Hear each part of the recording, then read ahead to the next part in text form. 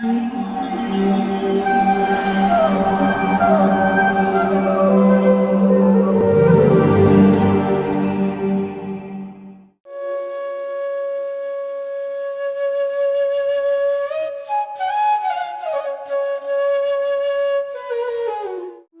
कृष्णा।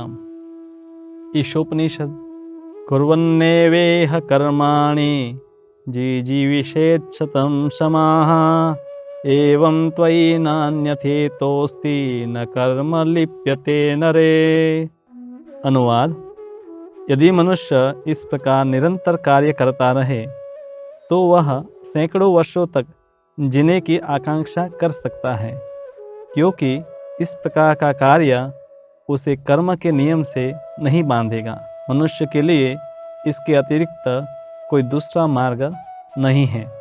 जैसे कि ईशोपनिषद के प्रथम श्लोक में बताया गया है, ईशावास्यम इदं सर्वं यत्किंच जगत्याम जगत तेन त्यक्तेन भुंजिता मा हृद कस्य सिद्धनम। वहाँ पर ईशावास्य भावना की चर्चा की हमने कि सब कुछ है भगवान से व्याप्त है, चाहे जड़ हो या चेतन हो, और परम सत्य भगवान ने सब जीवों के लिए कुछ न कुछ भाग नियुक्त किया है जिससे वो अपने शरीर का पालन कर सके। तो उसी भाग को व्यक्ति को ग्रहण करना चाहे और दूसरों के धन की लालसा नहीं करनी चाहे। तो ये ईशावास्य जो चेतना है वो श्लोक नंबर 1 में चर्चा की गई है।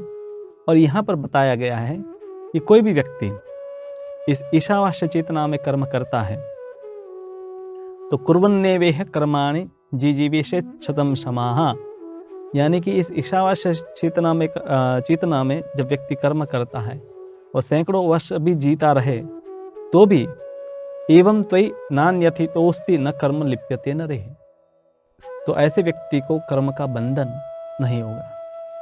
अक्सर आपने सुना होगा कि जो भी हम कर्म करते हैं वो हमारे बंधन का कारण बनता है, पर यहाँ पर बताया है कि हम करते रहे कर्म सैकड़ों वर्षों तक, पर अगर हमारी चेतना है वो ईशावास्य चेतना है तो हमें कर्म का बंधन नहीं लगेगा। तो ये क्या है ईशावास्य चेतना और किस प्रकार से हमें कर्म करने चाहे, तो उसका विस्तार से हम चर्चा करते हैं। तो यहाँ पर जो है सबसे पहली जो बात की गई है कि सैकड़ों वर्षों तक जीना। हर एक व्यक्ति चाहता है कि वो लंबा आयु भोगे, हर एक व्यक्ति बल्कि अमर रहना चाहता है, वो कभी भी मरना नहीं चाहता। ये हर एक व्यक्ति की जीव इच्छा है, व्यक्तिगत इच्छा अपनी भी है, और वो इच्छा रखता है कि उनका परिवार, समाज, ये सब जो है उनके इष्ट मित्र इत्यादि सब लंबे समय या जीते रहे या अमर रहे। ऐसी इच्छा क्यों है? जीव में ऐसी इच्छा होना स्वाभाविक है, क्योंकि तमसो म्या ज्योतिर्गमय, और फिर आगे बताया है मृत्योर्मा अमृतम गमय। तो जीव जो है वास्तव में शाश्वत है, सच्चित और आनंदमय है। तो इसीलिए हम सुख चाहते हैं, हम शाश्वतता चाहते हैं, हम आनंद चाहते हैं, हम ज्ञान चाहते हैं। तो जीव का ये स्वभाव है कि वो कभी भी मरता नहीं है, वो शाश्वत है।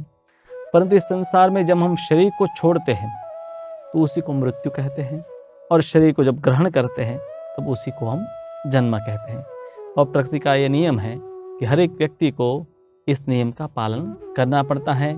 उसी को कहते हैं देहांतरण या कर्मबंधन या पुनर्जन्म का नियम, जिसमें व्यक्ति अपने पूर्व के कर्म के अनुसार कोई एक घर पर जन्म लेता है और फिर वहाँ पर है कुछ समय रहता है, उसके संतान होते हैं, धीरे धीरे उस वृद्धावस्था को प्राप्त करता है और अंत में मृत्यु को प्राप्त करता है, फिर वापस उसका दूसरा जन्म होता है।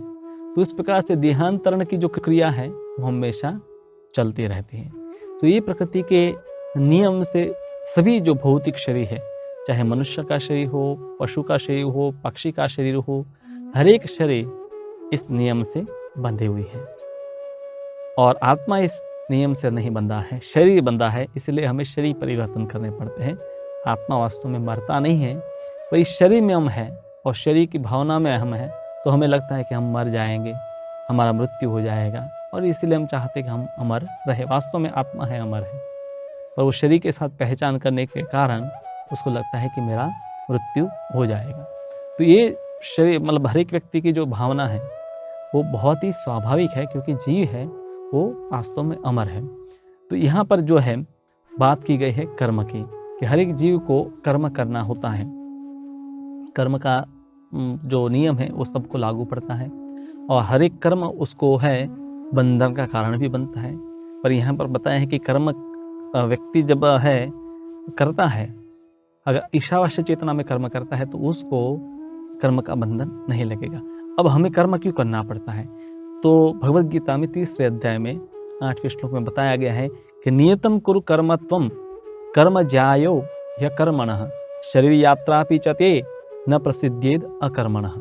यानी कि हर व्यक्ति को अपने नियत कर्तव्य करने चाहे, कर्म न करने से कर्म करना बेहतर है, क्योंकि शरीर का निर्वाह जब व्यक्ति को करना है, कोई भी शरीर है, चाहे मनुष्य शरीर है, पशु शरीर है, पर विशेष रूप से यहाँ पर मनुष्य की बात है कि मनुष्य को अपने शरीर, फिर अपने परिवार के जो लोग हैं उनके सबके निर्वाह के लिए कर्म करना होता है।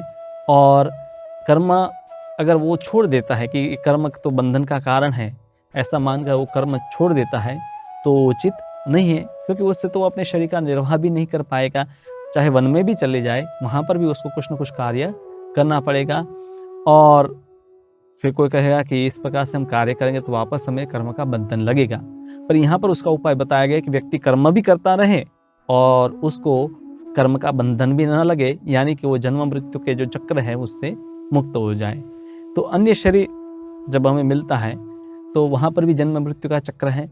मनुष्य शरीर में जब हम आते हैं तब हमें एक मौका मिलता है कि हम इससे बाहर निकल सकते हैं।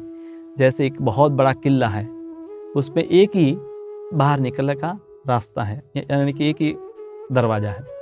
और कोई व्यक्ति है वो अंधा है, उसको पता नहीं है, तो वो अपने हाथ से देखता है कि कहाँ पर वो रास्ता है। तो पूरा घूमकर जब वो दरवाजे पर आता है तब है वो हाथ को हटा लेकर थोड़ी खुजली करने लगता है, फिर वो दरवाज़ा चला जाता है। तो वापस क्या होगा, उसको पूरा घूमना पड़ेगा। तो उसी प्रकार से मनुष्य जीवन है वो एग्जिट पॉइंट, यानी कि ये जन्म मृत्यु के चक्र से बाहर निकलने का एक मार्ग है। तो मनुष्य जीवन में मुक्त होने का हमें अवसर प्राप्त होता है। पर इसमें हम क्या होता है हमारे साथ कि हम सिर्फ कर्मों में लगे रहते हैं और ये नहीं जानते कि कर्म करने का तरीका क्या है। कर्म तो हर एक व्यक्ति कर रहा है, इसमें कोई मतलब दो राय नहीं है कि किसी को हम कहें कि भाई तुम कर्म ना करो। हर एक व्यक्ति कर्म में लगा है, क्योंकि सबको भूख लगती है। तो भूख को तृप्त करने के लिए, पेट भरने के लिए कोई व्यक्ति हर अलग प्रकार के कार्य करता है। कोई खेती करता है, कोई नौकरी करता है, कोई व्यापार करता है, या कोई पाप कर्म भी करता है। हर व्यक्ति को अपना पेट भरना होता है। तो हर एक व्यक्ति कर्म करता है, पर ईशावास्य चेतना में कर्म नहीं करता है, जो हमें ईशोपनिषद सिखाती कि ईशावास्य चेतना में कर्म करे व्यक्ति, ताकि उसका शरीर का निर्वाह भी हो जाए, वो जन्म मृत्यु के चक्र में भी ना फंसे, और जो मुक्त जीवन है, वास्तव में जो व्यक्ति जिसके लिए अधिकार है उसका, वो जन्म मृत्यु से मुक्त होकर वो मुक्त अवस्था को प्राप्त कर ले, मतलब सच्चित और आनंद की जो अवस्था है उसको प्राप्त कर ले। तो तीनों वस्तु होगी यहाँ पर। ईशावास्य चेतना में कर्म करने से क्या होगा कि उसका शरीर का भी निर्वाह होगा, दूसरा कि वो जन्म मृत्यु के चक्र से भी मुक्त हो जाएगा और कर्म का बंधन भी उसके पर नहीं आएगा। तो इस प्रकार से ईशावास्य चेतना जो है वो कर्म करने का बहुत प्रैक्टिकल या वैज्ञानिक तरीका है। तो ये ईशावास्य में कर्म करने की जो भावना है वो क्या है, उसको और हम विस्तार से देखते हैं। तो ये शब्द हमेशा आप सुनते हैं, कर्म, अकर्म और विकर्म। कर्म यानी कि जो शास्त्रों के आधारित वेदों में जो कर्म की बात बताई गई है, व्यक्ति के गुण और कर्म के अनुसार, उसके गुण के अनुसार विभिन्न प्रकार के कर्म बताए गए हैं। तो शरीर के कर्म उसको कहते हैं। तो ये कर्म है सबके लिए रिकमेंडेड है कि क्या क्या उसको करना है, क्या नहीं करना है। और अकर्म है, उसका अर्थ ये नहीं है कि कर्म नहीं करना, क्योंकि उसकी तो संस्तुति की ही शास्त्रों में। अकर्म का अर्थ है कि ऐसा कर्म कि जिसका अच्छा या बुरा फल नहीं होता है, क्योंकि कोई भी अच्छा या बुरा फल हमेशा कर्म के बंधन का कारण बनता है, यानी पुण्य या पाप दोनों बंधन के कारण है। और विकर्म मतलब ऐसा कर्म कि जो शास्त्रों में के द्वारा निर्दिष्ट है, उससे विपरीत कर्म करना, यानी कि जैसे मांसाहार है, नशा है, व्यभिचार है, जुआ खेलना, ऐसे कई कर्म बताए हैं कि जो पाप कर्म बताए हैं। तो ऐसे कर्म करने से तो व्यक्ति को पाप कर्म का फल भोगना ही पड़ेगा। और फिर अच्छा कर्म व्यक्ति करता है, पुण्य कर्म करता है, तो उसका भी फल भोगने के लिए उसको वापस जन्म लेना पड़ता है। तो इसलिए बताया गया कि अच्छा कर्म या बुरा कर्म दोनों बंधन के कारण है। तो अब व्यक्ति क्या करेगा? अकर्म करो। अकर्म के मैंने दो अर्थ बताए, एक अर्थ है कि कर्म न करना और दूसरा अर्थ है कि ऐसा कर्म करना कि कर्म करते हुए भी उसको ये जो बंधन है वो प्राप्त न हो। और उसी की बात इस श्लोक में की गई है कि वो 100 साल तक भी कर्म करता रहे फिर भी उसको कर्म का बंधन नहीं लगता है। तो उसी को वास्तव में है अकर्म की स्थिति कहते हैं। भगवद गीता में इसको नैष्कर्म्य की स्थिति कहते हैं। नैष्कर्म्य की स्थिति जब तक व्यक्ति को प्राप्त नहीं होती है तब तक उसको तो पहले प्राइमरी एक शुरुआत के स्तर पर तो जो उसके गुण के अनुसार उसको कर्म करते रहने चाहिए। नैष्कर्म्य की जिसको स्थिति प्राप्त हो गई है उसके लिए भगवद गीता में अध्याय 3 और श्लोक संख्या 17 में बताया है, यस्त्वात्मरतिरेव स्यात् आत्मतृप्तस्य मानवः आत्मन्येव च संतुष्ट तस्य कार्यम न विद्यते। जो व्यक्ति आत्मा में ही आनंद लेता है यानी कि वो शरीर की भावना से पर हो गया है तथा जिसका जीवन आत्मा साक्षात्कार से युक्त है यानी कि वो लगातार उसी में रत है और जो अपने में ही पूर्णतया संतुष्ट रहता है यानी कि उसको जो इंद्रिय विषय है उसके ऊपर निर्भर नहीं रहना पड़ता, उसके लिए कुछ करणी या कर्तव्य नहीं रहते हैं। पर ऐसे लोग भी जो इस आत्मरति के स्तर पर पहुंच गए हैं, नैष्कर्म्य की स्थिति पर पहुंच गए हैं, वो लोग भी संसार को उदाहरण प्रस्तुत करने के लिए कर्म करते हैं। जैसे युधिष्ठिर महाराज है, अर्जुन है, जनक महाराज है, ध्रुव महाराज है। ऐसे सब भक्त जो है वो आत्मा की स्थिति पर से भगवान के साक्षात दर्शन किए और पूर्ण रूप से भक्ति से संतुष्ट थे। पर समाज को एक उदाहरण देने के लिए कि कैसे व्यक्ति को ईश्वर चेतना में कर्म करता है, ईशावास्य की जो चेतना है उसमें कर्म करना है, तो इसीलिए उन्होंने जीवन भर या बल्कि कई सालों तक है वो कर्म करते रहे, अपने निर्दिष्ट कर्तव्य है करते रहे, ताकि समाज उनसे सीखे कि किस प्रकार से हम भी कर्म करके ईश्वर के नज़दीक जा सकते हैं। क्योंकि अगर ऐसे जो नैष्कर्म्य की स्थिति प्राप्त वाले भक्त हैं कर्म करना छोड़ दे तो उनको कोई दोष नहीं लगता, पर उनका कोई नकल करे तो उसको दोष लगेगा क्योंकि वो स्थिति पर आया नहीं है। कुछ समय के लिए छोड़ देगा और फिर वापस वो कर्म में लिप्त हो जाएगा, हो सकता पाप कर्म भी लिप्त हो जाए। तो इसीलिए शास्त्र हमारे जो उपनिषद है वो व्यक्ति को स्टेप बाय स्टेप क्रमिक पद्धति बताते हैं कि कैसे व्यक्ति है स्वाभाविक जो है स्थिति से ऐसे जो निष्कर्म की जो स्थिति है उसको प्राप्त करें। तो प्रभुपाद जो इस उपनिषद के ऊपर तात्पर्य लिखे हैं वो बताते हैं कि वास्तव में भक्ति की अधिक से अधिक कुछ भी व्यक्ति को आवश्यक नहीं है। यानी कि हर एक व्यक्ति को एक ही वस्तु की आवश्यकता इस संसार में है और वो है भक्ति। वो कहे कि वो कैसे, मतलब भक्ति ही सब करेंगे तो कैसे समाज चलेगा, कैसे राष्ट्र चलेगा, सब व्यवहार रुक जाएंगे। वास्तव में ऐसा कभी नहीं होगा, क्योंकि जब व्यक्ति भक्ति करता है तो वो जानता है कि भगवान ने जो भी पूरी व्यवस्था दी है उसमें मेरा कोई ना कोई है एक विशेष कर्तव्य है और वो अपने कर्तव्य का निर्वाह करता है। तो पहले तो ऐसी धारणा हमें निकाल देनी चाहिए कि भक्ति करने से समाज की व्यवस्था बिखर जाएगी। वास्तव में हम जो संसार में कर्म करते हैं उसका प्रयोजन क्या होता है, चाहे वो परोपकार हम करते हैं या अलग राष्ट्रवाद है, साम्यवाद है, सामाजिक आयोजन अलग अलग होते हैं और अलग अलग जाति जो है उसके अपने सामाजिक कार्यक्रम होते हैं, देश के लिए कुछ कार्यक्रम होते हैं। उन सब का प्रयोजन होता है कि हर एक व्यक्ति को कुछ उनकी जो भौतिक आवश्यकता है उसको पूरा करना, यानी कि इंद्रिय तृप्ति को बढ़ावा देना, उसके जो इच्छा है सुख भोगने की संसार में उसके लिए कुछ व्यवस्था करना, और उसी को कहते हैं सकाम कर्म। तो सकाम कर्म उद्देश्य क्या होता है कि व्यक्ति अपनी इंद्रियों को तुष्ट करना चाहता है। अब सकाम कर्म दो प्रकार से हो सकते हैं, एक तो धर्म के अनुसार व्यक्ति शास्त्र में बताया गया है उस प्रकार से सकाम कर्म करे, ईश्वर को कर्म का कुछ फल अर्पण करे और बाकी कर्म फल है अपने इंद्रिय भोग में लगाए, यानी कम से कम है वो नियंत्रित होकर है सकाम कर्म करे। और दूसरा कि वो सिर्फ कर्म करे और फल आए उसको स्वयं भोगता रहे, तो उसमें क्या पूरी संभावना है कि वो पाप कर्म भी करेगा, क्योंकि हमेशा फल मर्यादित होता है और भोगने वाले बहुत ज़्यादा होते हैं। तो आपस में लड़ेंगे, ईर्ष्या करेंगे, युद्ध होगा। और ऐसा ही पूरे संसार में हो रहा है कि लोग सकाम कर्म में तो लगे हैं और इंद्रिय भोग उनका लक्ष्य है और इसलिए हमेशा लड़ाइयाँ होती हैं। तो चाहे एक देश हो, वो अपने देश का विकास करना चाहता है, तो उद्देश्य तो यही होता है कि सबको इंद्रिय भोग के साधन मिले। तो चाहे वो राष्ट्रवाद हो, साम्यवाद हो, परोपकारवाद हो, ये सब के पीछे भी एक उद्देश्य तो यही रहता है कि इंद्रिय हो। तो ऐसे कर्म हैं उसकी संस्तुति ईशोपनिषद नहीं करता है। ईशोपनिषद हमें कहता है कि कर्म इस प्रकार से होने चाहे ताकि हम धीरे धीरे भगवान की ओर जाए।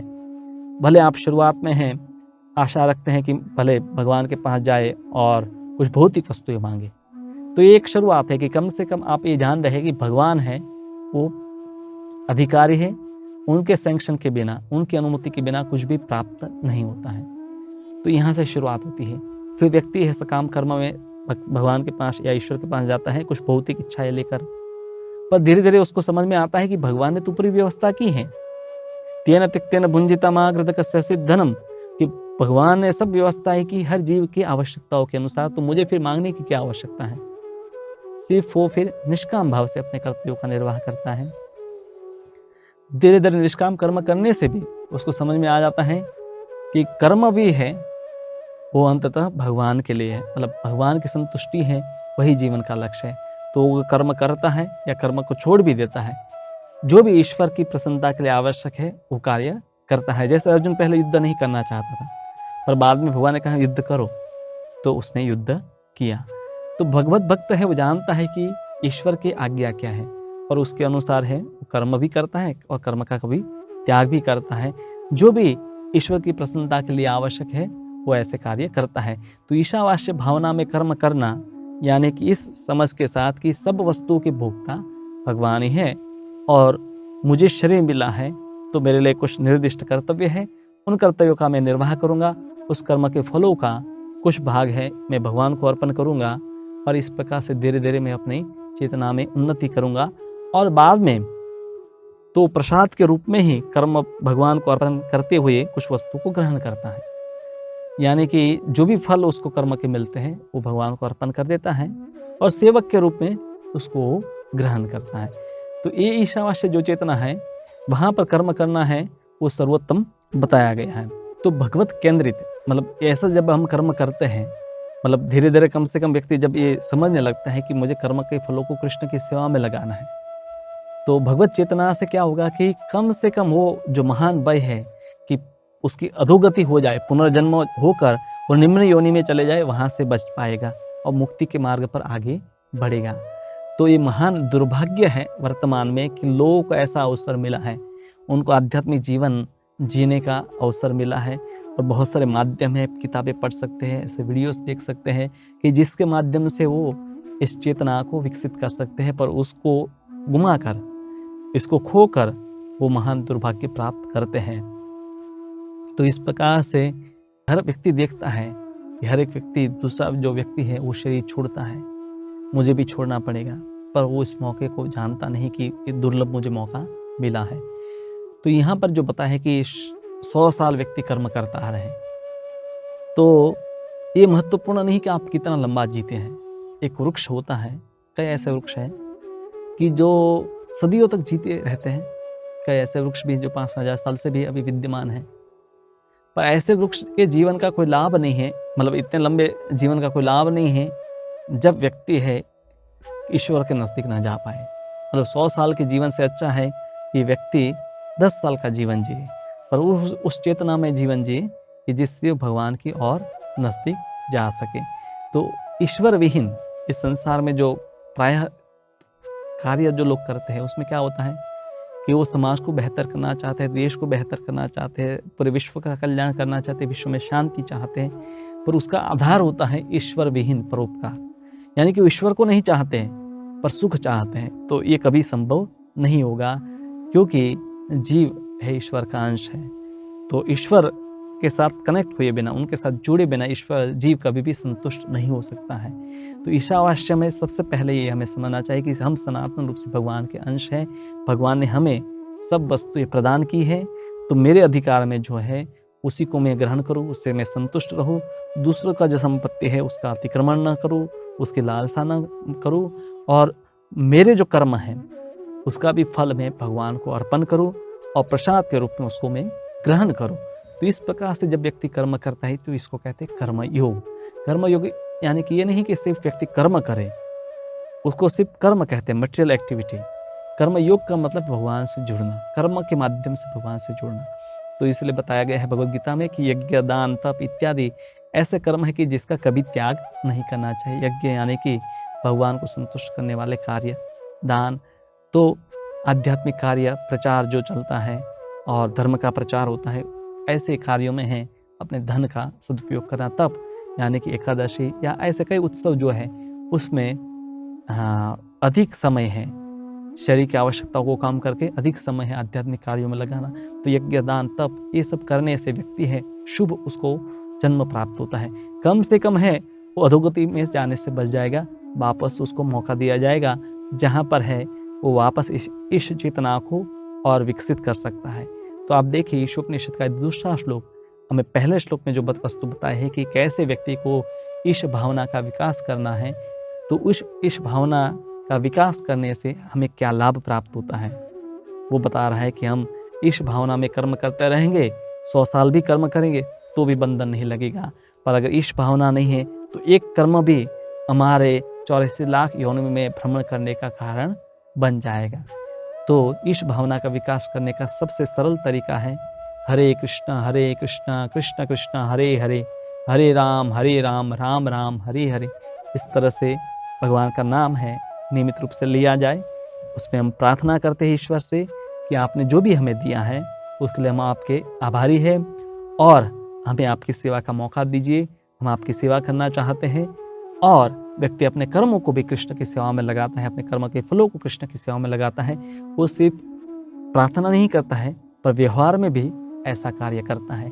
तो इस प्रकार से व्यवहारिक जो ईश चेतना का विकास है संसार के कल्याण के लिए आवश्यक है।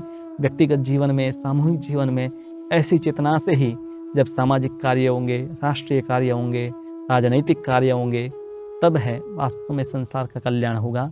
और ईशोपनिषद हमें पूरे विश्व के कल्याण के लिए, व्यक्तिगत कल्याण के लिए भी एक सरल मार्ग प्रदान करता है। ये श्लोक बहुत ही महत्वपूर्ण है और उत्कृष्ट संदेश को हमें देते हैं। हरे कृष्णा। ऐसे ही और भक्तिमय कार्यक्रमों के लिए देखिए हरे कृष्णा टेलीविजन। इसे प्राप्त करने के लिए आप अपने केबल अथवा DTH ऑपरेटर से संपर्क करें तथा और अधिक जानकारी के लिए आज ही डायल करें 8767 845 845।